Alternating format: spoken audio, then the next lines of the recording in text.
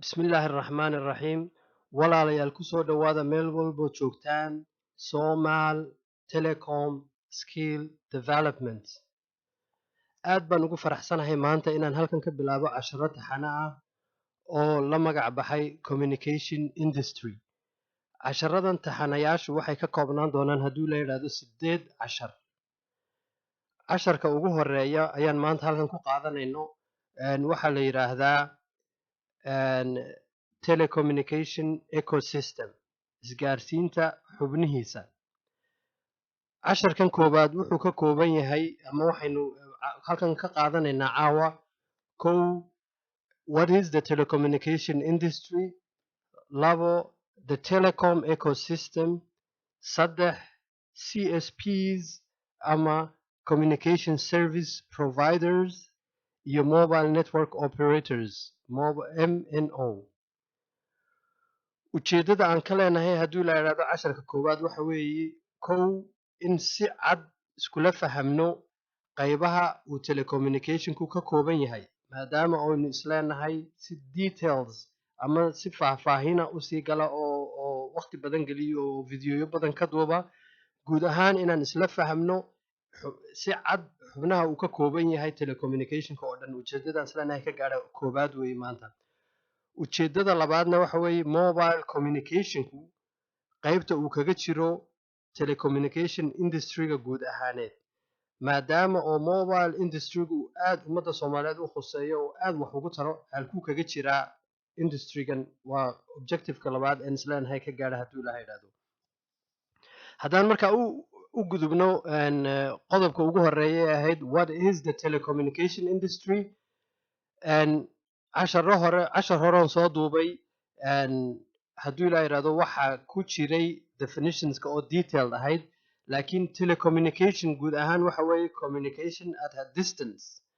fariin gudbin meel fog, isgaarsiinta meesha fog weeye telecommunication macnaheedu. Industryna waxa weeye companies grouped together, shirkado loo ururiyey kooxo isku wax ka shaqaysta. Again, industry definitionkeega kooban waxa weeye waa shirkado loo ururiyey kooxahaasi oo wax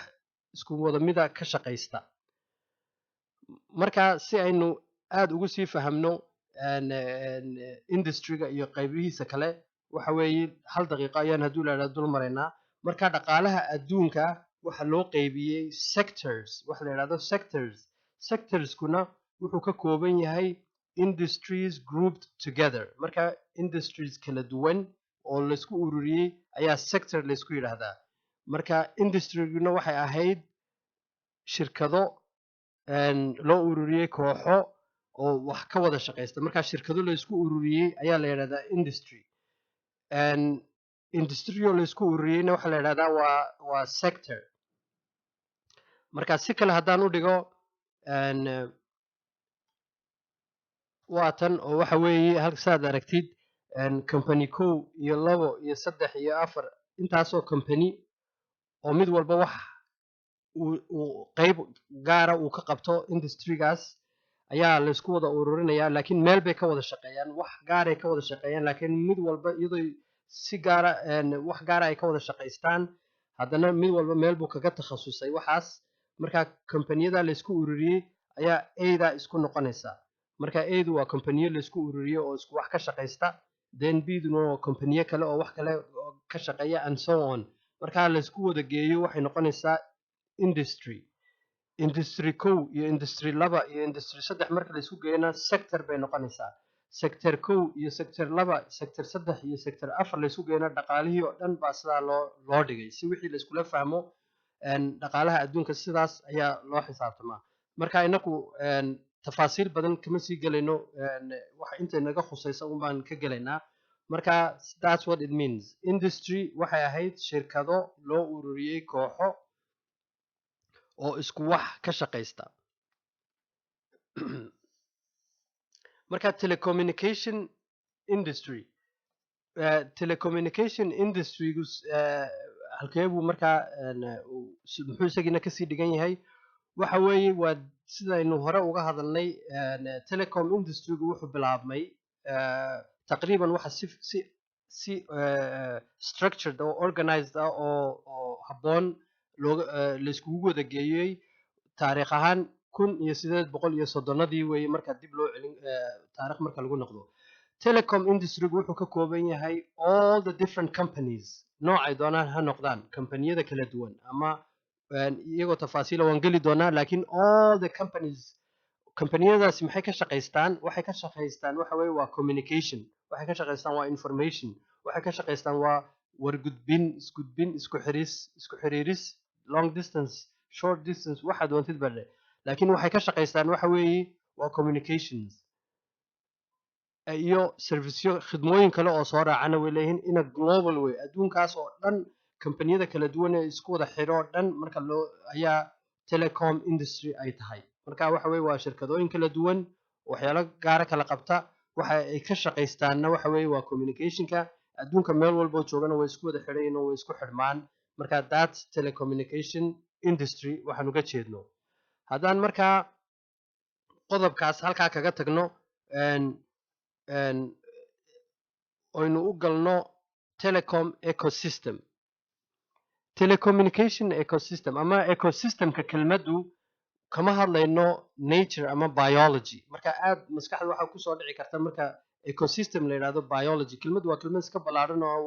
waxyaalo si kale oo kala duwan loo isticmaalo marka maanta inaku markaan telecommunication ka hadlayno nature ama biology kama hadlayno waxaan ka hadlaynaa waxa weeye markaan leenahay telecom ecosystem all the interlinked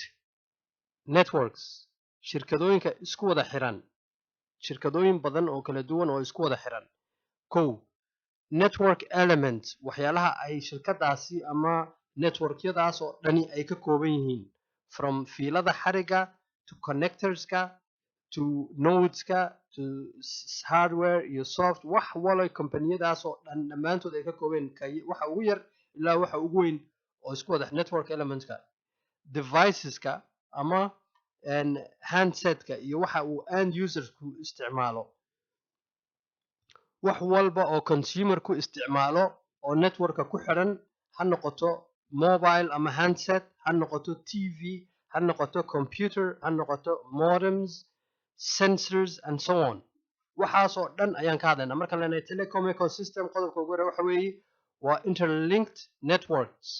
networkyo badan oo companiyo kala duwan ay ka shaqaystaan oo isku wada xiran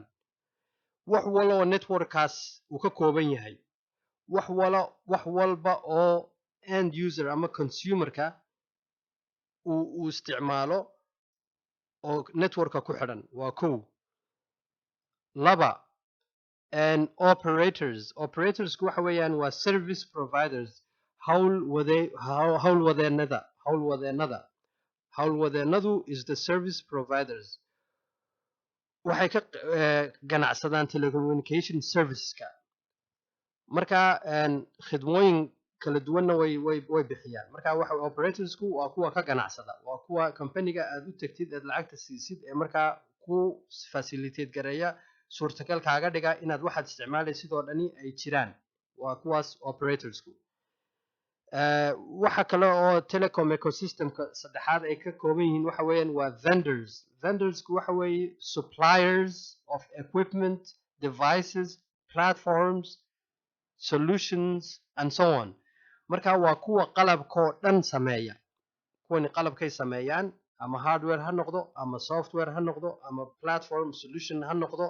wax walba oo operatorku u baahan yahay end userka consumerkuna uu u baahan yahay ayay iyagu sameeyaan vendorsku and from handset and so on wax walba waxa kaloo isaguna telecom ecosystemka ku jira influencersku waxa weeyaan kelmad kale waa stakeholders ha noqdaan shareholders ama investorska ha noqdaan companiyadan dhaqaale u baahan yihiin marka dadka financingka ama investorska companiyadaasi company walba companygay doonto ha noqoto investorska kow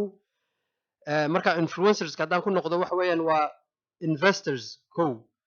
government agencies waxa weeyaan mar service providerku markuu isleeyahay suurtagal ka dhig inuu network iyo wixii isku xidho waa inuu governmentka la xidhiidhaa governmentka markaa sharciyada jira iyo waxay samayn karaan iyo wixii laga iibinayo iyo wixii aan laga iibsanayn governmentka markaa guud ahaan sidaa uga warhaya markaa investorskii kow baynu nidhi influencerka markaan ku jirno investors baynu kow nidhi government agencies oo kala duwan baynu laba nidhi regulatory and compliance agencies regulatory iyo compliance agencies iyaguna waxa weeye kuwa technologygu inuu dadka dhibaato u keenayn le technologyadu inay wada shaqayn karaan waa markaa waa iyaguna waa agensiyo kala duwan oo inay waxaan si fiican u wada shaqayn doonto ayna dadkana waxyeelin ka shaqeeya ama ka warhaya marka influencersku waa saddexdaa baynu kusoo koobnay waxaa kaloon telecom ecosystemka aynu usii gudbaynaa qodobka 1 2 3 ka shanaad waxa weeye waa contentku waxa weeye guud ahaan waa informationka and usersku uu isticmaalo ha noqoto video ha noqoto audio ha noqoto writings like contentka pdf ama write wax walo writinga oo internetka ku jira markaad waxooda la isku wada geysid one of the definitions la isticmaala waa contentkan dad baa habeeya isku geeya facilitate gareeya ka dhiga kaydiya ilaaliya waxaas oo dhan marka qaybtaasi iyagu aad u sii kala baxaan laakiin guud ahaan content ayaa lagu dayn karaa telecom ecosystem waxa kale iyaguna ku sii qayb ah waa consumersku waa end users adeegsaduhu waa ka ugu muhiimsan ama waa ka waxaan oo dhan loo qabanayo marka adeegsaduhu waxa weeye waa ka lacagta bixinaya waxaasoo howlan loo galay haddii marka adeegsadaha haddaynu nidhaahno waa client ama customers organizations residentials waxaasoo dhan wey ma shaksi ha noqdo ama ha noqdo organization iyo company weyn ama company yar ha noqdo resident ama residential ha noqdo guryo loogu xirayo telefonkii iyo isgaarsiintii iyo ha noqdo marka adeegsadaha waxa weeye waa ka hawshaasoo idin loo galo laakiin lacagta bixiya haddaynu si kale si map ama chart oo kale telecom ecosystemkii aynu halkan u dhigno waxaynu nidhi wuxuu ka kooban yahay waa operators vendors content influencers and consumers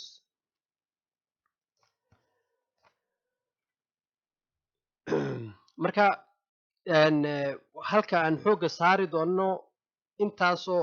qodob ama xubnood waxa weeye waa qaybta operatorska ayaynu xoog saari doonaa kuwa kale aad inooguma sii khuseeyaan haddii la joogo marka laga hadlayo ummadda soomaaliyeed qodobka saddexaad haddaan u gudbo qodobka saddexaad waa ama the communication service providers CSPskiina isagina wuu sii kala baxaa wuxuu usii kala baxaa mobile network operators wuxuu usii kala baxaa cable providers wuxuu usii kala baxaa qayb kaloo la yidhahdo satellite communication providers broadcasters and telcos marka qaybta aan isleenahay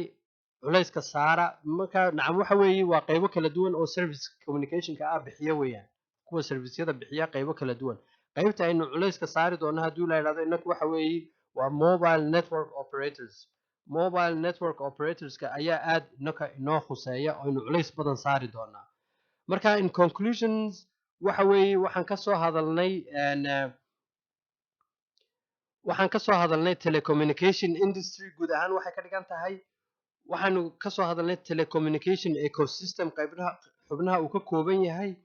waxaynu ka soo hadalnay oo kale si yaroo kooban mobile telecommunicationku qaybtuu kaga jiro telecom industryga oo